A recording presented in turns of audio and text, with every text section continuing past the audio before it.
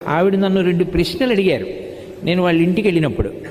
అందులో ఒకటి, పువ్వులు రేకులు కింద విడదీసి పూజ చెయ్యవచ్చా అని అడిగారు. మంచి ప్రశ్న, అందుకు నేను ప్రస్తావిస్తున్నాను. బాగా జ్ఞాపకం పెట్టుకోండి, పువ్వు అంటే లక్ష్మి, పువ్వు అంటే జ్ఞానం, సరస్వతి. పువ్వు అంత కోమలమైనది, పువ్వు అంత పరిమళంతో కూడుకున్నది, పువ్వు అంత మంగళప్రదమైన వస్తువు లోకంలో లేదు. అందులో ఎర్రటి పువ్వు కానీ నేల మీద పడి ఉందనుకోండి, ఎవరైనా సరే దాన్ని తీసేయాలి ముందు, అది కింద ఉండకూడదు. ఎందుకో తెలుసా? ఎర్ర పువ్వు కింద పడి సువాసిని కానీ ఎవ్వరూ తొక్కకూడదు, సువాసిని ప్రత్యేకించి తొక్కకూడదు.